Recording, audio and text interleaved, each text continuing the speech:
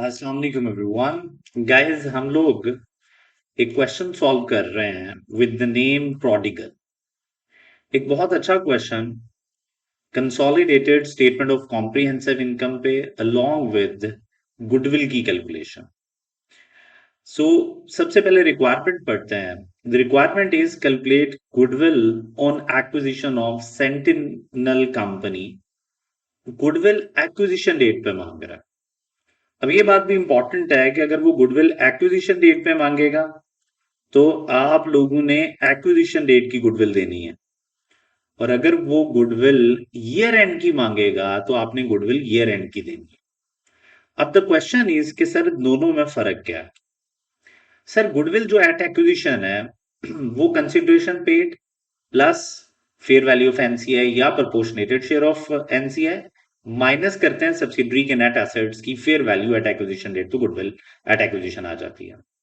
Year and पे जाते जाते अगर ईयर एंड की बात पूछी हुई है गुडविल, तो इसका मतलब है आपसे वो इंपेयरमेंट लॉस पूछना चाह रहा है। यानी वो कह रहा है कि जो गुडविल एक्विजिशन डेट पे है उसमें से इंपेयरमेंट लॉस लेस करें और फिर बताएं गुडविल। तो ईयर एंड पे जो बैलेंस शीट में गुडविल जाती है वो ईयर एंड की होती है। If there is any impairment loss on goodwill तो ईयर एंड की गुडविल मांगेगा, तो आप इंपेयरमेंट लॉस लेस करके बताएंगे। और अगर उसने एक्विजिशन डेट की मांगी तो फिर आपको इंपेयरमेंट लॉस लेस करने की जरूरत नहीं है। तो इंपेयरमेंट लॉस आता है जब आप गुडविल को क्रिएट कर लेते हैं, बाय कर लेते हैं, एक्विजिशन डेट पे वो राइज हो जाती है, उसके बाद कोई इंपेयरमेंट लॉस आता है जिसको आपने रिकग्नाइज करना होता है। ये सारी की सारी स्टोरी है, जो लेट्स अंडरस्टैंड के क्या करना है हमें। सो गाइस, अब गुडविल ऑन एक्विजिशन मांगी हुई है, इसका मतलब है हमने इंपेयरमेंट लॉस लेस नहीं करवाना। हमने इंपेयरमेंट लॉस को लेस नहीं करवाना। ओके, 4 मार्क्स की उसने गुडविल की कैलकुलेशन हमसे मांगी हुई है। क्या करेंगे हम लोग? हम लोगों को आइडिया है। हम लोग क्या करेंगे, गुडविल का एक फॉर्मेट ओपन कर लेंगे यहीं पे। तो मैंने क्या किया, मैंने पार्ट ए को सॉल्व करने के लिए गुडविल की एक वर्किंग बनाई। ये वही वर्किंग है जो हम लोग बैलेंस शीट में भी बनाते हैं। इसमें हम लोगों को क्या क्या रिक्वायर्ड होता है, वी नीड कंसिडरेशन। जितनी कंसिडरेशन पेड है मैं वो सारी की सारी लूंगा। फिर मैं क्या करूंगा, एनसीआई को मुझे देखना पड़ेगा कि एनसीआई जो है वो फेयर वैल्यू पे मेजर कर रही है कंपनी या प्रोपोर्शनेटेड शेयर पे। अभी चेक कर भी सकते हैं आप लोग। आखिरी 3-4 लाइंस देखेंगे तो आपको आइडिया हो जाएगा। आखिरी 2-3 एडजस्टमेंट्स में अगर आप गौर करेंगे तो लिखा हुआ है, प्रोडिगल्स policy is to value non-controlling interest of Sentinel Company at the date of acquisition at its fair value, which directors determine to be 100 million. So NCI को वो फेयर वैल्यू पे लिख रहा है, ये बात मुझे पता चल गई है। तो मैंने जैसे ही कंसिडरेशन पेड लिखा तो उसके फौरन बाद मैंने फेयर वैल्यू ऑफ एनसीआई भी लिख दी। और मुझे क्योंकि 100 मिलियन पता चल भी गया है तो मैंने क्या किया, मैंने यहां पे 100 मिलियन भी लिख लिया। फिर मेरे पास क्या आता है जी, मुझे लेस करना है इसमें से fair value of subsidiary net assets at acquisition. जो भी एक्विजिशन डेट के नेट एसेट्स हैं सब्सिडरी के, वो मैंने लिखने हैं गुडविल कैलकुलेट करते हुए। मुझे यहाँ पे शेयर कैपिटल चाहिए एंड आई नीड, अगर क्वेश्चन में शेयर प्रीमियम है तो वो चाहिए, नहीं है तो जीरो कर देंगे इसे, या लिखने की जरूरत नहीं है। Then I need retained earnings, और इसके अलावा भी अगर कोई अदर रिजर्व हुआ तो वो भी आ जाएगा। तो yes, we have other components of equity, तो ये अदर कंपोनेंट्स ऑफ इक्विटी भी आ गया।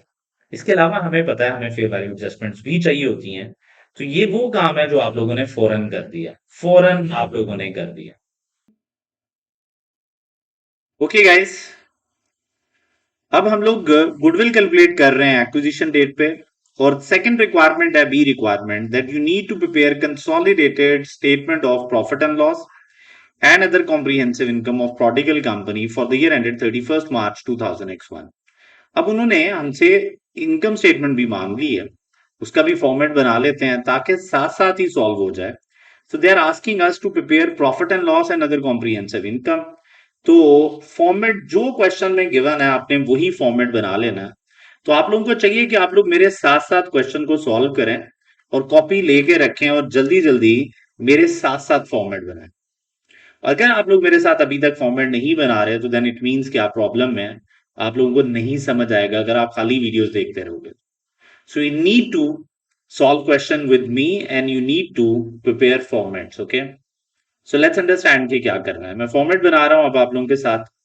प्रोडिगल कंपनी नाम है जी, जो पेरेंट का नाम होता है वही ग्रुप का नाम होता है। तो prodigal group consolidated statement of comprehensive income for the year ended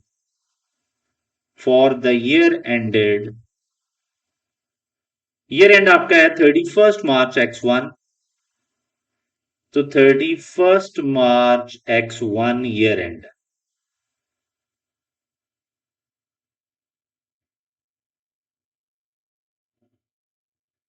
अब हम लोगों ने करना क्या है सर,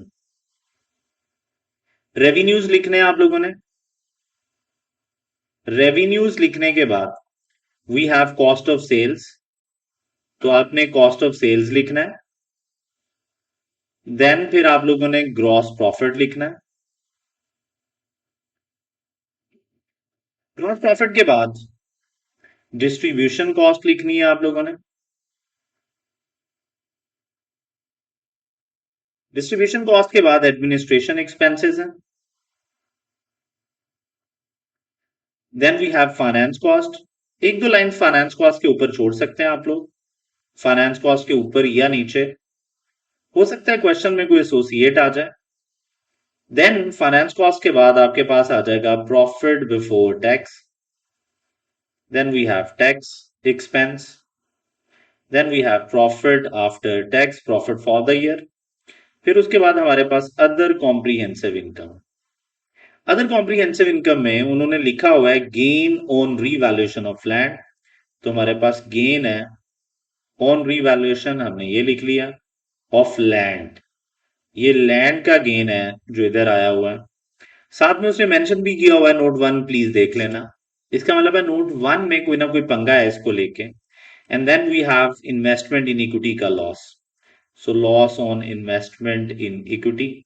एहतियातन एक लाइन आपको यहां पे भी छोड़ लेनी चाहिए, क्योंकि एसोसिएट के प्रॉफिट्स के शेयर्स भी लेते हैं आप और अदर कॉम्प्रिहेंसिव इनकम का शेयर भी लेते हैं। फिर यहां पे आपके पास आ जाएगी टोटल कॉम्प्रिहेंसिव इनकम। इस टोटल कॉम्प्रिहेंसिव इनकम को आपने दो हिस्सों में एट्रीब्यूट करना है, प्रॉफिट फॉर द ईयर को भी और टोटल कॉम्प्रिहेंसिव इनकम को भी। तो आप लोगों ने क्या करना है, profit for the year attributed to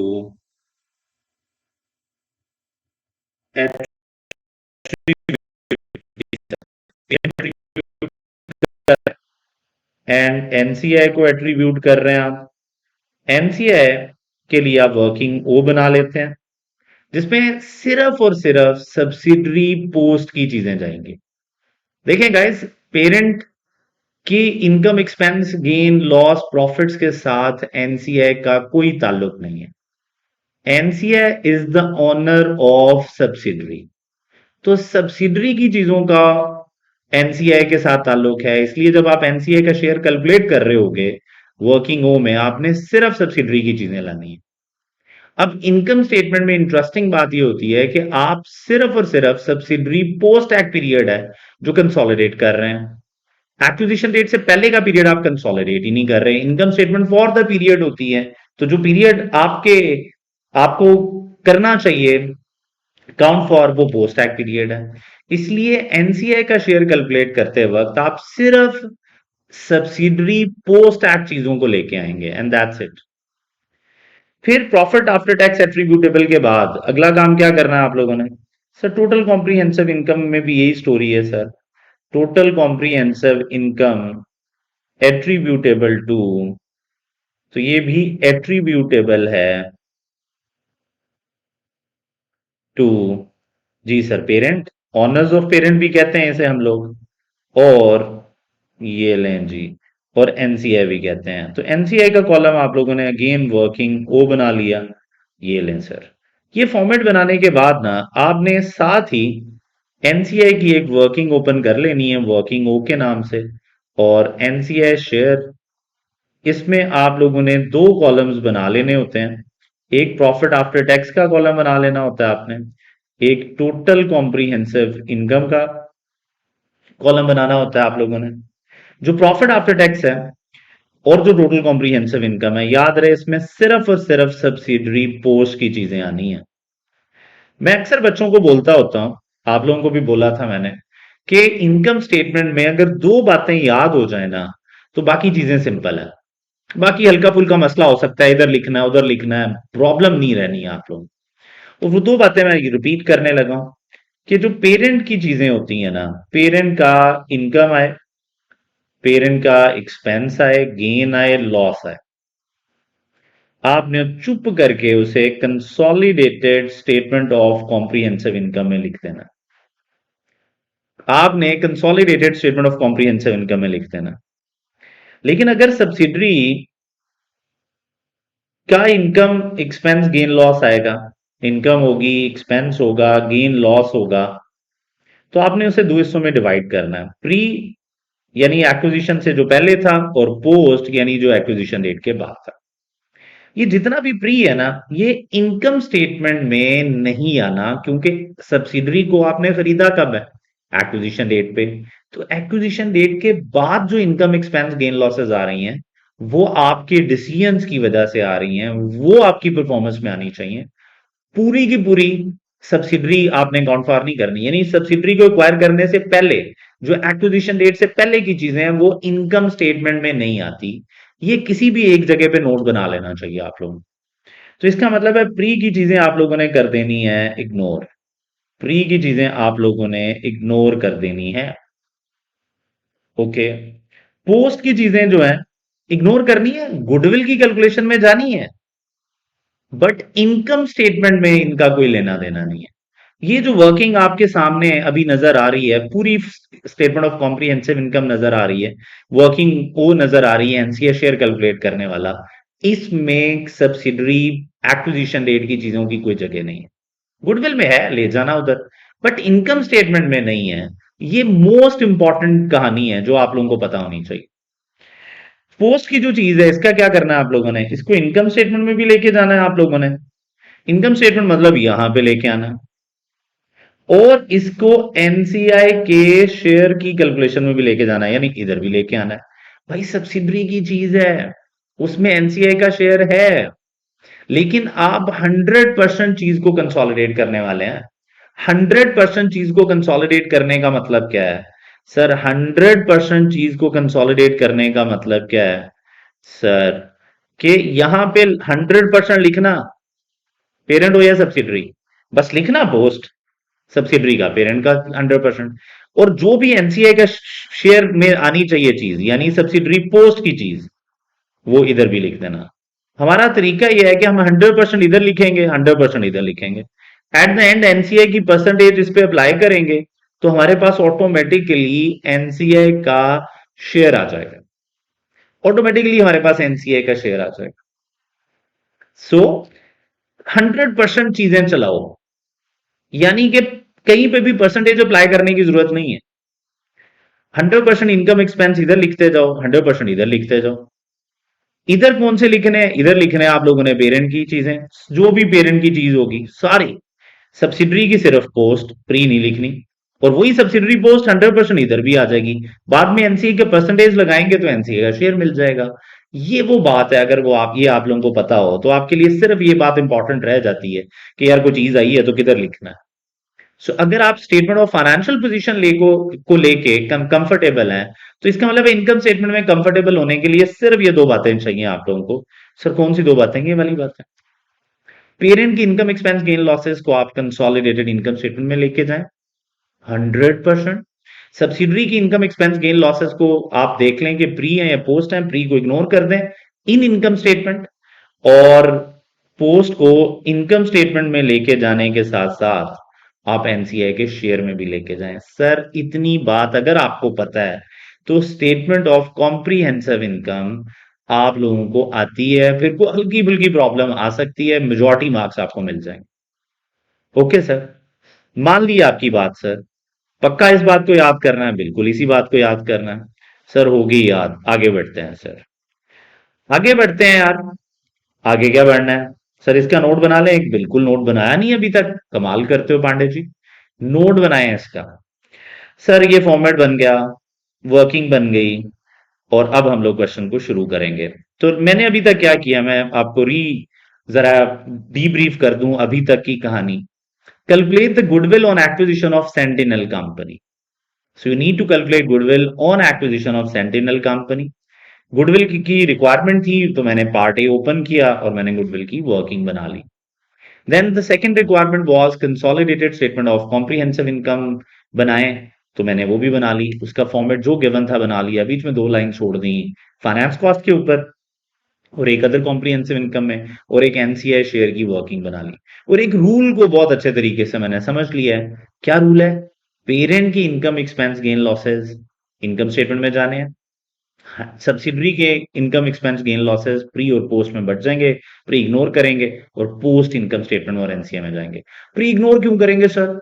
income statement में इग्नोर करेंगे। गुडविल की कैलकुलेशन में तो एक्विजिशन डेट की चीजें आनी है भाई, इधर तो लाएंगे ही। इनकम स्टेटमेंट के साथ प्री का कोई ताल्लुक नहीं सर। क्यों? क्योंकि आपने सब्सिडरी को जब खरीदा है उसके बाद इनकम एक्सपेंसेस आपने कमाना शुरू किए हैं, उससे पहले तो आप कमाई नहीं कर रहे थे। सिंपल सी बात है। इस बात को याद करने के लिए हम आपको बोल रहे हैं। ओके सर, अब हमने क्या कर, सो गाइस, ये बात समझने के बाद हम लोग क्वेश्चन पे वापस आ गए and let's start this question. मेरा ईयर एंड मैंने देखा 31 मार्च X1, एंड अब we are going to start this question. So first paragraph of this question is, जरा देखिएगा कि क्या है। On 1st October 2000 Prodigal Company purchased 75% of equity shares in Sentinel Company.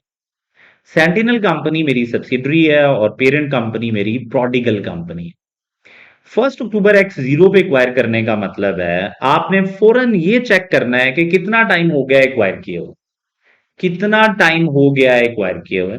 तो sir अगर आपने 1 अक्टूबर 2000 पे एक्वायर किया है, ईयर एंड आपका 31 मार्च X1 है, तो सर आपका ईयर एंड है 31 मार्च X1। आप एक्वायर कर रहे हैं 1 अक्टूबर X0 को। इसका मतलब है अक्टूबर, नवंबर, दिसंबर, जैन, फेब, मार्च, 6 माह हुए हैं आपको अभी सेंटिनल को खरीदे हुए। तो आपको एक बात तो समझ आई गई होगी कि सेंटिनल कंपनी के 6 मंथ जो हैं वो प्री एक्विजिशन के हैं और 6 मंथ पोस्ट एक्विजिशन के हैं। तो आपने सेंटिनल के लास्ट 6 मंथ्स में जो चीजें आई हैं, सिर्फ लास्ट 6 मंथ्स की इनकम स्टेटमेंट कंसोलिडेट करनी है। पहले 6 माह प्री एक्ट है, प्री एक्विजिशन है, एक्विजिशन डेट से पहले है, उनको आपने कंसोलिडेट नहीं करना। अब ये बात तो आप लोगों को मैं बता के आया हूं, ये देखें जरा।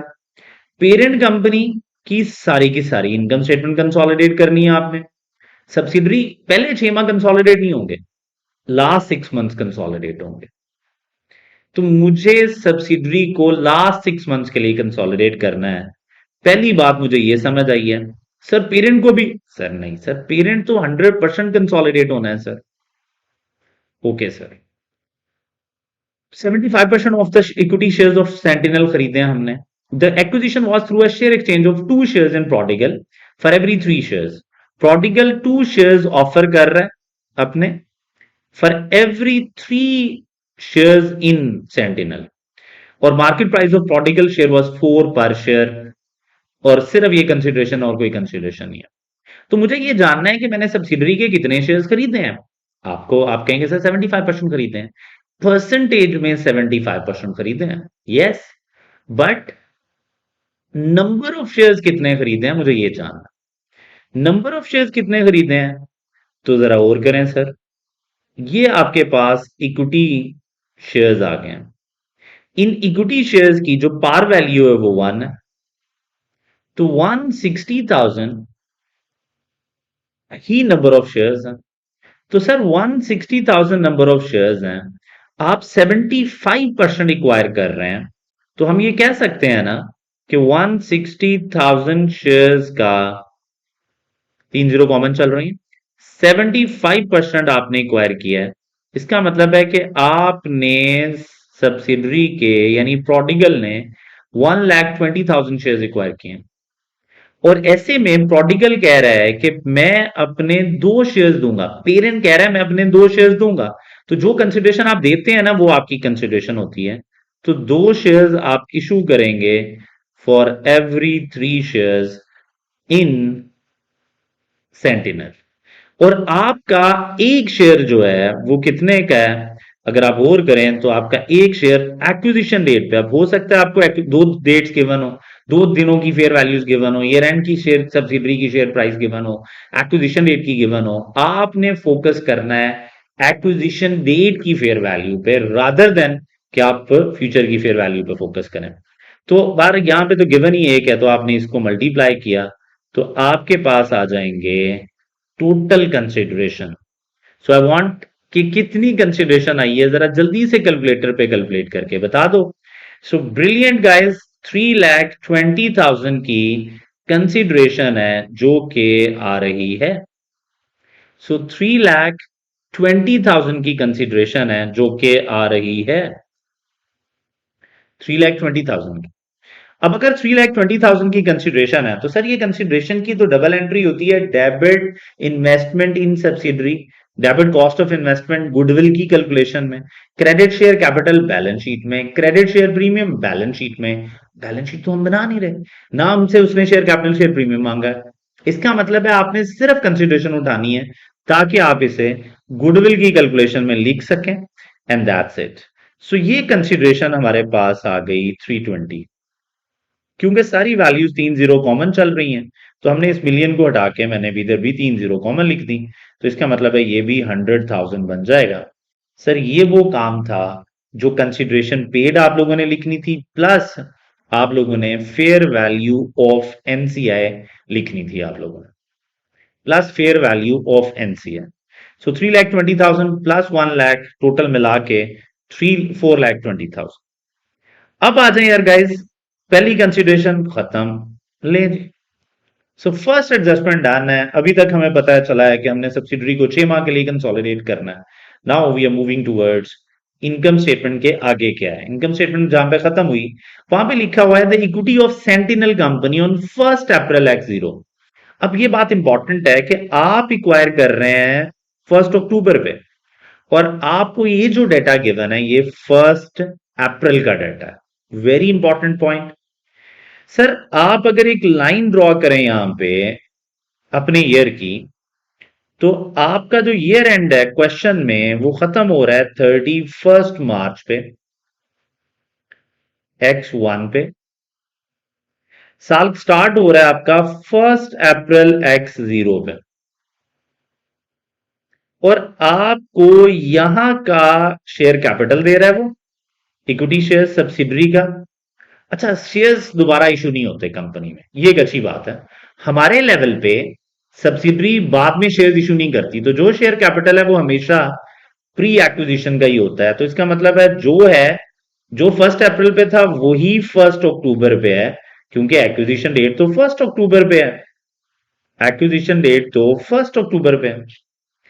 Other components of equity sir है ये सारा प्री है, लेकिन इसमें 6 और माह का अगर कुछ आया है गेन लॉसेस तो वो भी एडजस्ट होने चाहिए। ये रिटेन अर्निंग सारी प्री है, लेकिन 6 मंथ शॉर्ट है। सर आपको कैसे पता चला शॉर्ट है? सर मुझे इस तरह पता चला कि एक्विजिशन डेट है 1 अक्टूबर X0, और मुझे डेटा दे रहा है इधर का, इसका मतलब है हर चीज 6 माह शॉर्ट है। तो मुझे क्या करना पड़ेगा? मुझे in other components of equity में इन 6 माह का जो भी गेन लॉस है इन 6 माह में आया वो इधर ऐड करना पड़ेगा। गेन हुआ तो ऐड, लॉस हुआ तो लेस। सर रिटेन अर्निंग में प्रॉफिट आफ्टर टैक्स मुझे 6 माह का ऐड करना पड़ेगा, लॉस हुआ तो लेस करना पड़ेगा। इट मींस के एक्विजिशन डेट की रिटेन अर्निंग्स और एक्विजिशन डेट के अदर कंपोनेंट्स ऑफ इक्विटी निकालने के लिए आपको 6 माह का प्रॉफिट आफ्टर टैक्स और 6 माह के जो फेयर वैल्यू थ्रू ओसीआई के गेन लॉसेस हैं या रीवैल्यूएशन गेन लॉस हैं वो एडजस्ट करने पड़ेंगे अदर कंपोनेंट्स ऑफ इक्विटी में। सर क्यों करने पड़ेंगे एडजस्ट? सर इसलिए कि आप गुडविल कैलकुलेट कर रहे हैं एक्विजिशन डेट पे। गुडविल कैलकुलेट कर रहे हैं एक्विजिशन रेट पे। So this is important point, you need to remember this कि भाईजान ये क्या स्टोरी है। ठीक हो गया, याद रखना। अभी एडजस्ट क्यों नहीं कर लेते, अभी कर लेते हैं, लेकिन हो सकता है क्वेश्चन में को पंगा हो। मसलन ये 66,000 है, ये पूरे साल की इनकम स्टेटमेंट बनी हुई है सब्सिडरी की। इसमें से सिर्फ 6 माह है जो मैंने यहां पे लेके आने हैं। 6/12 करेंगे तो 33,000 आ रहे हैं, 33,000। फिर अगर हम बात करें तो मल्टीप्लाई बाय 6/12, इसको भी कर लेना चाहिए, इसको भी 6/12 कर लेना चाहिए। लेकिन एक छोटा सा मसला है, इसके साथ लिखा हुआ है नोट 1। इसका मतलब है जब तक आप नोट 1 नहीं पढ़ लेते तब तक आप इसके बारे में क्लियर नहीं है कि ये पूरे साल का है, या हो सकता है सारा का सारा आखिरी 6 माह का हो। अगर वो खुद कह दे कि ये लास्ट 6 मंथ्स का है, तो फिर ये पूरे साल का होगा तो 6/12 करना पड़ेगा ना 6 माह का निकालने के लिए। लेकिन अगर ये है ही पोस्ट तो फिर पोस्ट में जाएगा। अगर ये सारा प्री है, एक्विजिशन से पहले है, तो फिर ये प्री में जाएगा। So you need to understand this thing. तो इसलिए अभी नहीं हम एडजस्ट कर रहे। हाँ, इसको नहीं करना, बाकियों को करना है तो कर लें, बाकियों को करना है तो कर लें। ओके सर, अंडरस्टैंड करते हैं जरा, इसको नहीं करते बाकियों को कर लेते हैं। ये 1000 के बारे में बाद में देख लेंगे। ठीक है सर, आप जैसा आप कहें। ये लें, 200 का लॉस है। सर 6 माह का प्रॉफिट आफ्टर टैक्स है, अगर आप रिटेन अर्निंग में एडजस्ट कर देंगे तो आपके पास एग्जैक्ट एक्विजिशन डेट की आ जाएंगी। अभी आपको 1 अप्रैल X0 की गिवन है, तो आपने क्या करना है, रिटेन्ड अर्निंग्स में एडजस्ट करना है। प्लीज बताएं क्या एडजस्ट करना है रिटेन अर्निंग्स में। 33,000 की रिटेन अर्निंग 6 माह की। 6 माह की रिटेन अर्निंग जब आपने एडजस्ट की तो आपके पास एक्विजिशन डेट की exact acquisition date October X0 की आ गई है। सर ये अप्रैल की गिवन है, सर आपको कैसे पता चला अप्रैल की गिवन है, ये लिखा हुआ है। सर मुझे चाहिए अक्टूबर की एक्विजिशन डेट की, तो 6 माह का प्रॉफिट मैंने ऐड कर लिया। ओके सर, ये 6 माह का लॉस था, ये लॉस इन जो भी गेन लॉस था शुरू में उसको रिड्यूस करेगा। तो ये 200 का लॉस इसको रिड्यूस कर रहा है। तो अब देख रहे हैं मुझे एग्जैक्टली एक्विजिशन डेट की चीजें पता चल गई हैं। लेकिन मैंने इसके ऊपर एक क्वेश्चन मार्क लगाया हुआ है कि इसके क्या स्टोरी है, क्योंकि इसके साथ लिखा हुआ था कि नोट 1 पढ़ लें पहले, बाद में देखना। ओके, अब मुझे दो चीजें तो कंफर्म हो गई हैं, शेयर कैपिटल मुझे पहले ही कंफर्म था। तो मैंने 160 उठाया, यहां से 2000 उठाया एक्विजिशन डेट का, और ये अमाउंट आ रही है 125 प्लस 33। प्लीज देखेंगे कितना आ रहा है, 125 प्लस 33, ये बन रहा है एग्जैक्टली 8, 5 और 1, 158,000। Thank you. तो 160, 158 एंड 2। तो मैंने क्या किया, मैंने शेयर कैपिटल लिखा 160,000। I don't have share premium. I have retained earning 158,000 अभी तक की इंफॉर्मेशन के accordingly, and I have other components of equity 2,000 अभी तक के मुताबिक। से ये वो काम है जो आप लोगों ने करना था। अब जब आप लोग ये काम कर चुके हैं तो अब लेट्स मूव टूवर्ड्स एडजस्टमेंट 1। लेकिन एडजस्टमेंट 1 पे जाने से पहले जरा थोड़ा सा थॉट प्रोसेस अप्लाई करें और सोचें कि जो मैंने किया है वो आपको समझ आया, तो इस बात को जरा सोच लें। सो गाइस, हमारे पास रिटेन अर्निंग्स आ चुकी हैं जो हम लोग गुडविल की कैलकुलेशन में लिख चुके हैं, और हमारे पास अदर कंपोनेंट्स ऑफ इक्विटी भी आ चुके हैं जो कि हम लोग गुडविल की कैलकुलेशन में लिख चुके हैं। सर रीवैल्यूएशन गेन को क्यों डील नहीं किया, क्योंकि उसके साथ लिखा हुआ है नोट 1। तो जब तक वो नोट 1 पढ़ नहीं लेते तब तक हम ये काम नहीं कर सकते। वी डोंट नो कि एग्जैक्टली वो क्या है। ओके सर, लेट्स अंडरस्टैंड कि आगे क्या करना है। तो एक्विजिशन डेट से पहले का डाटा इसलिए गिवन था कि आप एक्विजिशन डेट की रिटेन अर्निंग्स, एक्विजिशन डेट के अदर कंपोनेंट्स ऑफ इक्विटी, और एक्विजिशन डेट का शेयर कैपिटल, जो शेयर कैपिटल सब्सिडरी का गिवन होता है वो एक्विजिशन डेट का गिवन होता है। कुछ बच्चे यहाँ पे कंफ्यूजन क्रिएट कर लेते हैं अपने माइंड में। उन्हें लगता है कि ये भी शेयर कैपिटल है, ये भी शेयर कैपिटल है, ये वाला, और ये ऊपर भी शेयर कैपिटल की स्टोरी थी, तो शायद इन दोनों कैपिटल्स को ऐड करना। यानी कुछ लोग अपने माइंड में ये स्टोरी ले आते हैं। बच्चों, ये जो कंसिडरेशन पे हो रही है, ये जो शेयर कैपिटल शेयर प्रीमियम यहां पे आना है, वो पेरेंट का शेयर कैपिटल शेयर प्रीमियम है। पेरेंट का शेयर कैपिटल शेयर प्रीमियम है। सब्सिडरी का नहीं। और गुडविल की कैलकुलेशन में आपको सब्सिडरी का शेयर कैपिटल चाहिए। ये सब्सिडरी का शेयर कैपिटल है। ऊपर जो share capital share premium consideration में आता है, फॉर्म्स ऑफ कंसिडरेशन में, वो पेरेंट का शेयर कैपिटल शेयर प्रीमियम आएगा जब आप एंट्री बनाएंगे investment subsidiary debit credit share capital share premium. इसका मतलब है उससे कोई ताल्लुक नहीं है इस वाले शेयर कैपिटल का। Okay, now we need to make adjustments. Let's understand कि क्या करना है।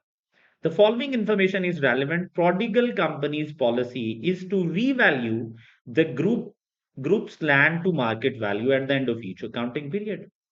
Prior to its acquisition, Sentinel Company's land had been valued at historical cost. During the post-acquisition period, Sentinel Company's land had increased in value over the value at the date of acquisition by 1 million. क्या कह रहा है वो कि ये जो 1 million sentinel की land में इंक्रीज आया, ये सिर्फ और सिर्फ पोस्ट एक्विजिशन पीरियड की एडजस्टमेंट है। 1000 सब्सिडरी का कोई गेन आया और ये पोस्ट टैग है, तो मैंने सोचा मैं एंट्री बनाता हूं। मुझे पता है डबल एंट्री होती है, debit land credit gain. Debit land करना चाहिए, क्रेडिट गेन, और क्योंकि ये गेन एक्विजिशन डेट के बाद आया है, इसलिए मैं इसको कहूंगा ये पोस्ट टैग है। और subsidiary post tag gain income statement के साथ साथ एनसीए में भी जाना चाहिए। लेकिन किसी समझदार बंदे ने कहा सर चेक तो कर ले कहीं गेन ऑलरेडी बुक तो नहीं है। मैंने कहा पढ़ लेते हैं। उसने कहा Sentinel company has recognised the revaluation within its own financial statements. Sentinel ये गेन लिख चुका है। सर लिख चुका है? Okay okay sir, sorry sorry sorry, इसको रेज कर देते हैं सर। जब वो लिख चुका है ऑलरेडी, सब्सिडरी इस गेन को लिख चुकी है, तो मैं दोबारा क्यों लिखूं? मैंने दोबारा नहीं लिखना। तो मुझे लिखना है एक्विजिशन डेट पे, मुझे लिखना है। तो सर लिखा हुआ है, ऑलरेडी लिखा हुआ है, तो फिर आपको दोबारा लिखने की जरूरत नहीं है। तो मैं ऊपर गया तो मुझे पता चला सेंटिनल ने गेन लिखा तो हुआ है। ये देखें जरा, gain on revaluation of land, note 1 आगे बोला भी हुआ उसने, और ये सेंटिनल ने लिखा हुआ है, तो ये 1000 ऑलरेडी लिखा हुआ है। अब मुझे बताएं, मुझे कंफर्म हो गया कि 1000 पोस्ट एक्विजिशन पीरियड का है या प्री एक्विजिशन पीरियड का है या पूरे साल का है। आपको क्या लग रहा है ये कितनी देर का है? क्या ये पूरे साल को रिफ्लेक्ट कर रहा है 1000, पहले 6 माह को रिफ्लेक्ट कर रहा है, या लास्ट 6 मंथ्स को रिफ्लेक्ट कर रहा है? तो प्लीज बताएंगे आप लोग मुझे। आप अपने माइंड को थोड़ा सा जरा वापस लाएंगे क्वेश्चन पे कि सर 1000 पूरे साल का है, या 1000 फर्स्ट 6 मंथ्स का है, या 1000 लास्ट 6 मंथ्स का है? तो आप कहेंगे सर अभी तो नोट 1 पढ़ा है हमने, अभी तो नोट 1 पढ़ा है, उसमें क्लियरली मेंशन है कि ये जितना गेन आया और सब्सिडरी ने लिखा, ये सारा पोस्ट एक्विजिशन पीरियड का है, यानी लास्ट 6 मंथ्स का है।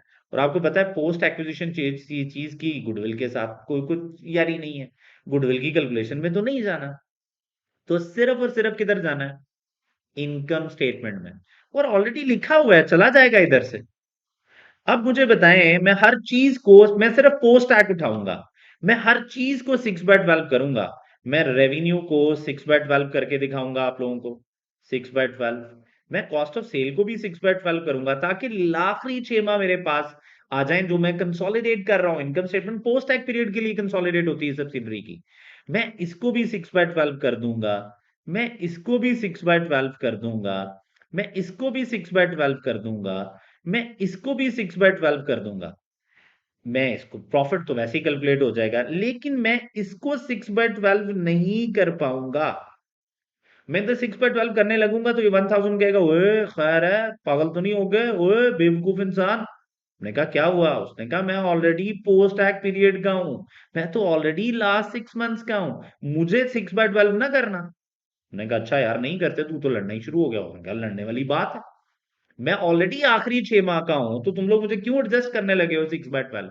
तो प्लीज ये बात समझ लें कि ये पोस्ट एक्ट पीरियड का है, इसको दोबारा टाइम पोर्शन करने की जरूरत नहीं है और ये as it is income statement में चला जाएगा। यहां से ही आपने एंट्री नहीं बनानी, इधर से खुद ही चला जाएगा। सर ये 4/12 400 के बारे में कोई इंफॉर्मेशन नहीं, इसको 6/12 करेंगे हम। आई होप आप लोगों को इतनी बात समझ आ गई है। सर एडजस्टमेंट, कोई एडजस्टमेंट नहीं है। नोट 1 में सिर्फ इतना पता चला कि ये जो ऊपर 1000 है ना, ये वाला, इसको 6/12 ना कर देना दोबारा, ये ऑलरेडी पोस्ट एक्ट का और उसने लिखा हुआ है, तो हमें दोबारा लिखने की जरूरत नहीं है। Okay sir, fine. Next adjustment है सेकंड, उस पे चलते हैं जरा और समझने की कोशिश करते हैं कि वो क्या है। सो गाइस, अब हमने करना क्या है, प्लीज अंडरस्टैंड करने की कोशिश करते हैं। द नेक्स्ट इज, अगली एडजस्टमेंट है, immediately after the acquisition of Sentinel Company on 1st October X0, Prodigal Company transferred an item of plant with the carrying amount of 4 million to Sentinel. Prodigal ने plant बेचा है sentinel को, prodigal ने plant बेचा है sentinel sentinel को, parent seller है subsidiary को। आगे 4 मिलियन का था, 5 मिलियन पे बेच दिया इसने, तो पूरे 1 मिलियन का प्रॉफिट कमाया है sale of non current asset पे। आगे, at the rate of at this date the plant had a remaining life of 2.5 year, 2.5 year का रिमेनिंग लाइफ है उस दिन, तो हम सेल से ईयर एंड तक लेके चलते हैं। Prodigal company had included the profit on this transfer as a reduction in its depreciation cost. All depreciation is charged to cost of sale.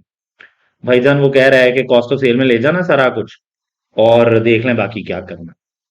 मैंने कहा अच्छा क्या करूं, तो किसी समझदार बंदे ने कहा कि सर इसकी ना 2 डबल एंट्रीज पढ़ते हैं हम लोग, वो पास कर लें। मैंने कहा क्या? उसने कहा जब भी प्रॉफिट कमाता है पेरेंट सब्सिडरी से या सब्सिडरी पेरेंट से, तो हम डेबिट प्रॉफिट करते हैं, क्रेडिट उस एसेट को कर देते हैं जो ये आपस में एक दूसरे को बेच रहे हैं। यहां पे नॉन करेंट एसेट बिक रहा है, प्लांट बिक रहा है, तो क्रेडिट प्लांट है। कितना प्रॉफिट था?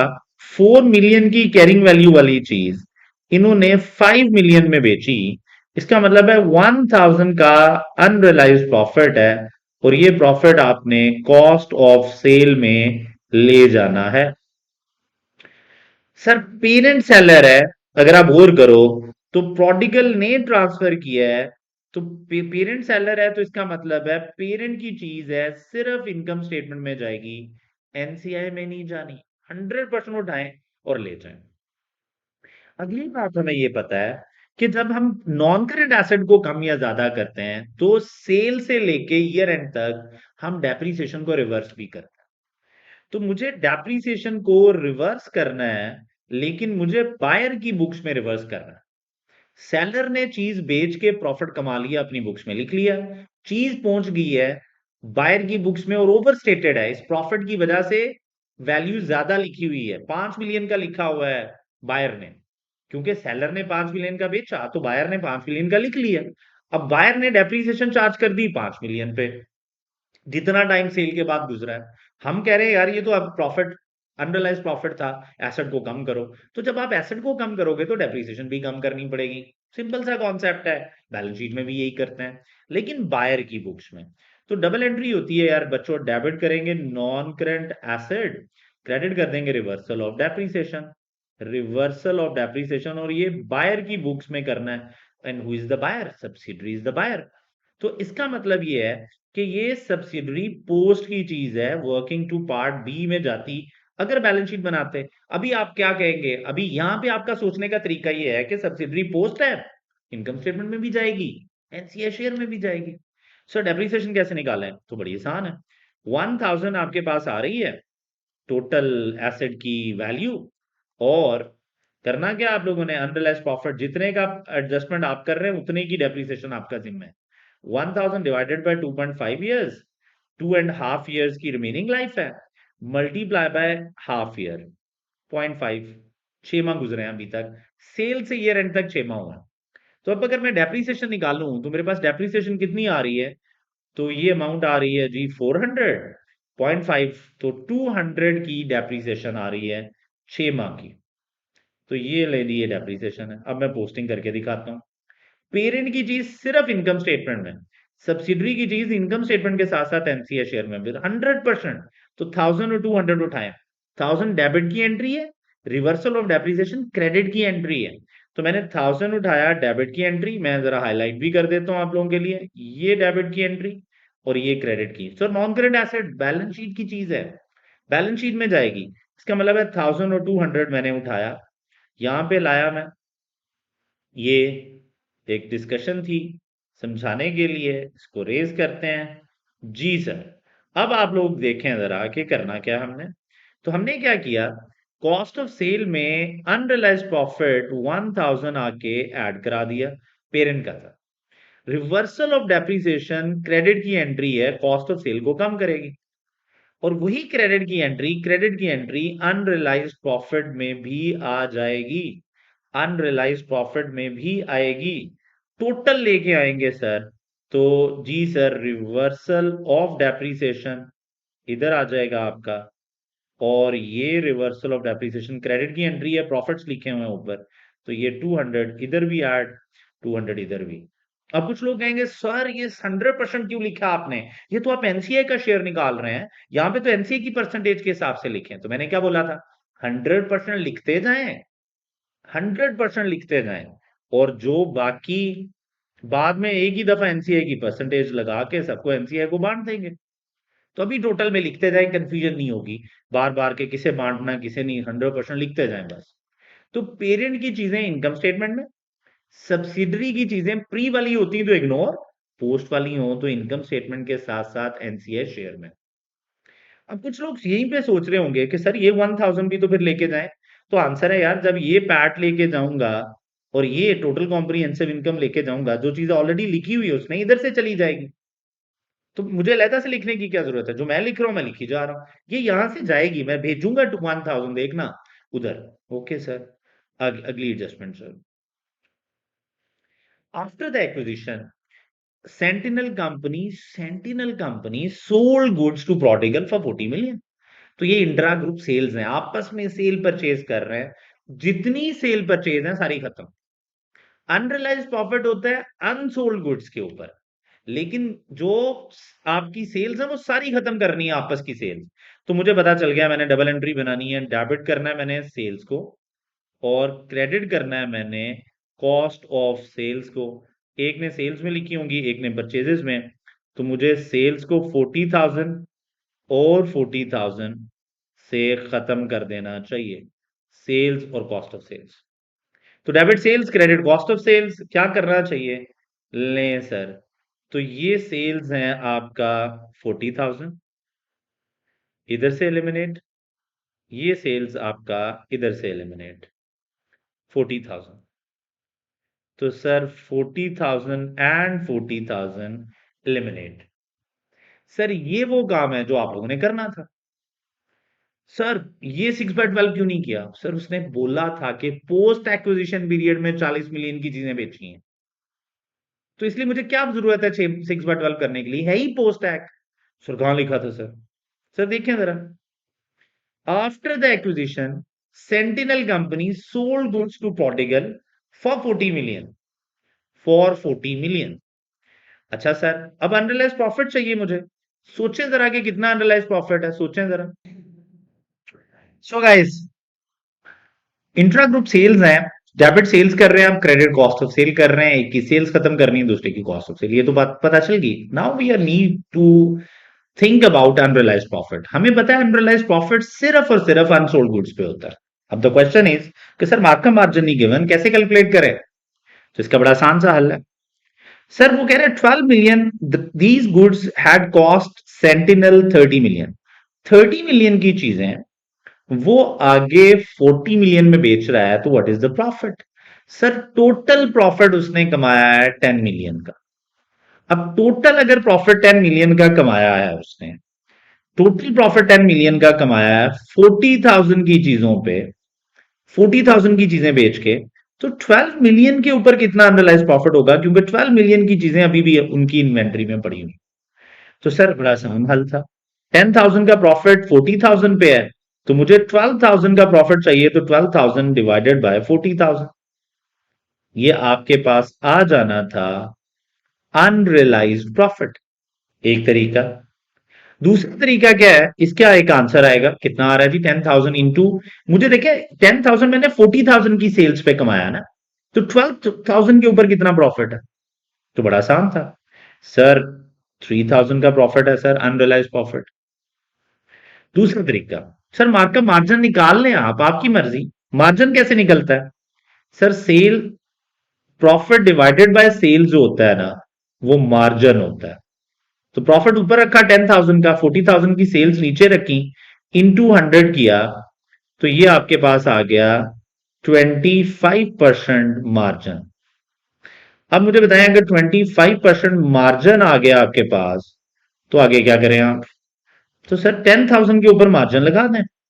तो 10,000 सॉरी 12,000 की अनसोल्ड गुड्स हैं, 12,000 की अनसोल्ड गुड्स के ऊपर मार्जिन लगाएंगे तो 25/100 हो जाएगा, तो ये भी 3,000 आ रही है। सर मार्कअप भी निकाल सकते थे, मार्कअप भी निकाल सकते थे सर, मार्कअप होता है profit divided by cost of sale into 100, तो ये आ रहा है 33.33।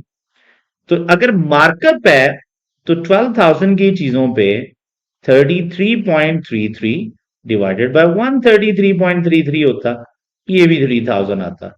तो सर या तो मार्कअप मार्जिन निकाल के अनसोल्ड गुड्स पे लगा लें, या जितना टोटल प्रॉफिट कमाया है multiply by unsold divided by total unsold fraction, कितनी अनसोल्ड है आउट ऑफ टोटल, जब मल्टीप्लाई बाय प्रॉफिट करोगे तो अनरियलाइज प्रॉफिट आ जाएगा। ओके सर, 3,000 का प्रॉफिट है, मान ली बात, रेज नहीं करता मैं आपके लिए। सर डबल एंट्री बननी चाहिए, डेबिट करना चाहिए profit and subsidiary is the seller, credit करना चाहिए इन्वेंट्री, ये इन्वेंट्री करंट एसेट में चली जाएगी, वो बना नहीं रहे। ये इनकम स्टेटमेंट के साथ साथ एनसीआई शेयर में भी जाएगी। वैसे बैलेंस शीट में हम सब्सिडरी पोस्ट में ले जाते हैं, अब यहां पे इनकम स्टेटमेंट में वो वर्किंग तो बना नहीं रहे, इसलिए इनकम स्टेटमेंट और एनसीआई शेयर दोनों में ले जाएंगे। कितना प्रॉफिट है सर, 3,000 3,000। सर ये वो काम है जो आप लोगों ने करना था। आपने क्या किया, ये उठाया, दोनों एडजस्टमेंट्स करके आते हैं जरा, तो प्लीज देखिएगा जरा। सर इंट्रा ग्रुप सेल्स आप माइनस पहले ही कर चुके हैं, कॉस्ट ऑफ सेल में से भी अनरियलाइज प्रॉफिट जो आया है इस पे 3,000, ये कॉस्ट ऑफ सेल को बढ़ा देगा ताकि प्रॉफिट कम हो जाए। और डेबिट की एंट्री है सब्सिडरी इज अ सेलर, तो ये एनसीआई के शेयर में भी आ जाएगी।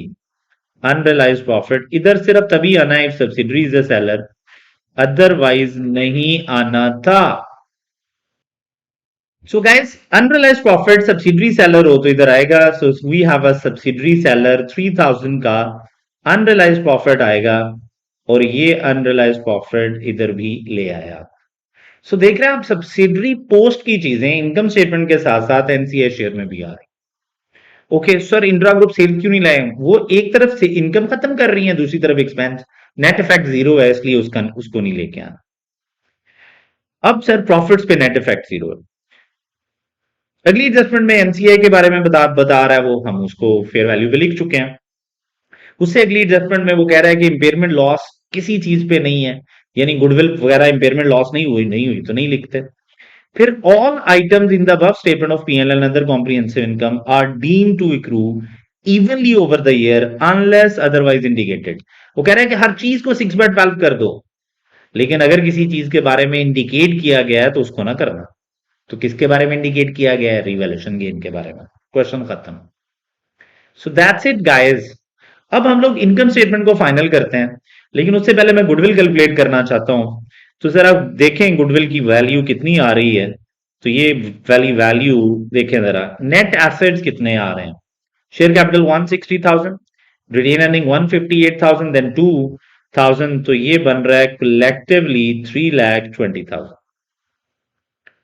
3,20,000 बन रहा है। So we have a goodwill, तो ये जो गुडविल एट एक्विजिशन हमारे पास आ रही है, वो आ रही है जी सर, वो एग्जैक्टली 100,000 आ रही है।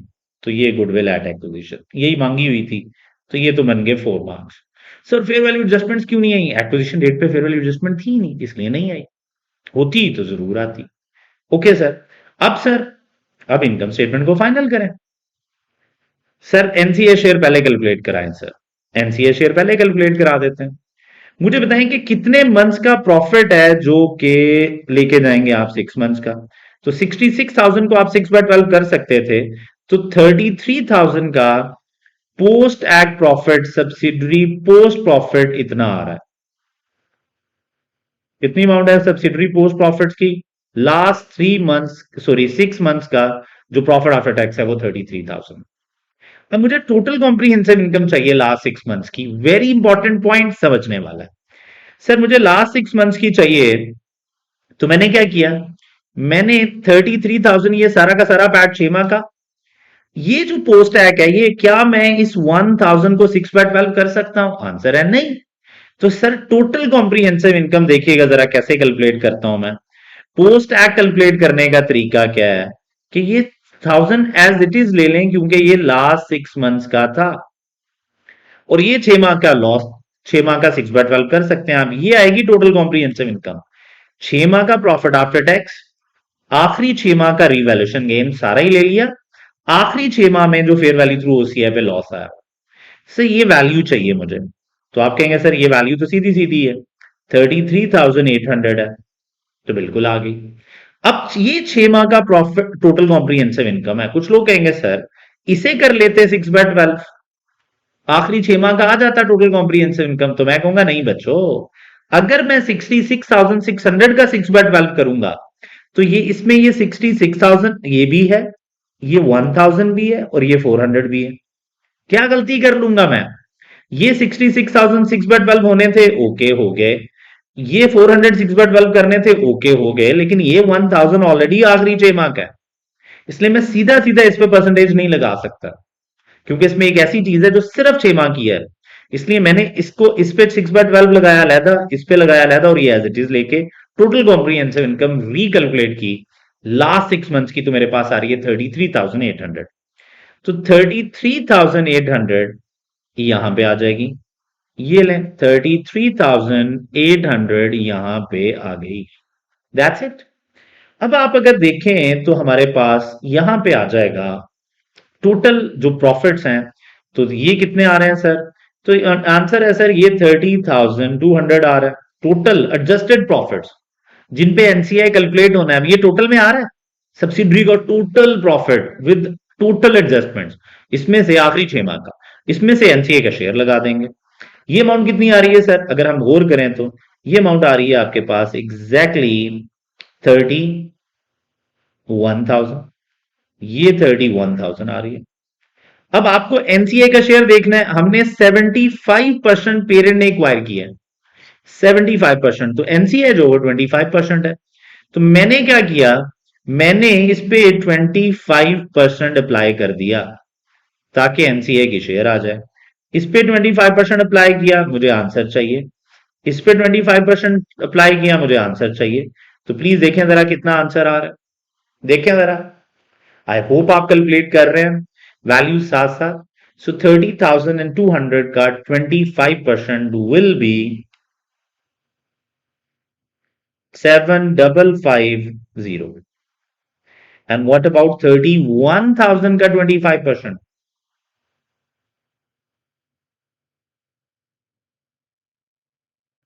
7,750। सर ये एनसीआई का शेयर आ गया। इसको उठाएंगे और इधर लिख देंगे।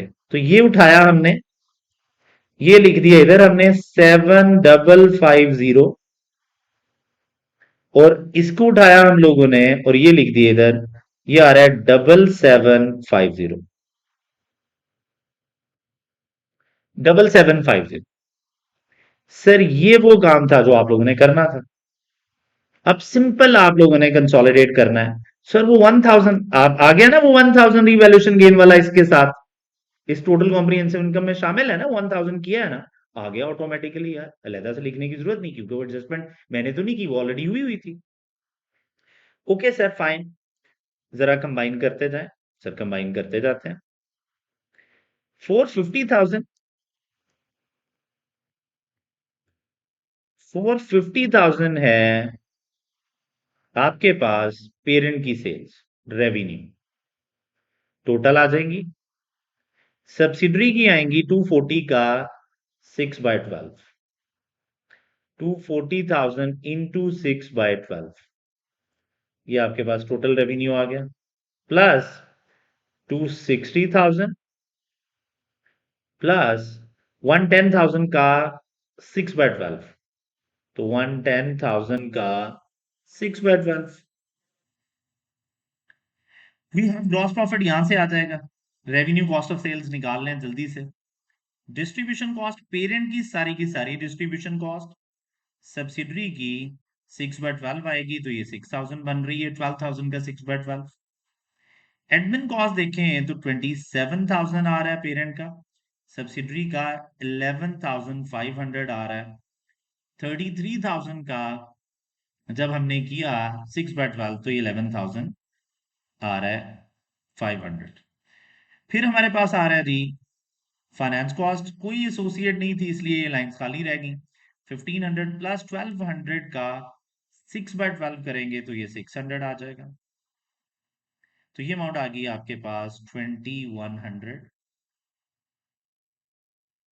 फिर अगर हम बात करें तो वी हैव टैक्सेशन 48,000 प्लस 27,800 का 6/12, बाकियों का भी 6/12 किया है, सीधी सीधी वैल्यूज थी मैंने वैसे ही लिख ली। अदर कॉम्प्रिहेंसिव इनकम में gain is important, revaluation gain parent का सारा आएगा, सब्सिडरी का 1000 भी सारा का सारा आ गया। सर इसको 6/12 क्यों नहीं किया, क्योंकि ये ऑलरेडी 6/12 है, ऑलरेडी लास्ट 6 मंथ्स का है। सर बाकी ये 700 लॉस था, इसमें प्लस किया मैंने 400 का 6/12 200, तो ये 900 आ जाएगा, ये 3500 आ जाएगा, ये लें सर।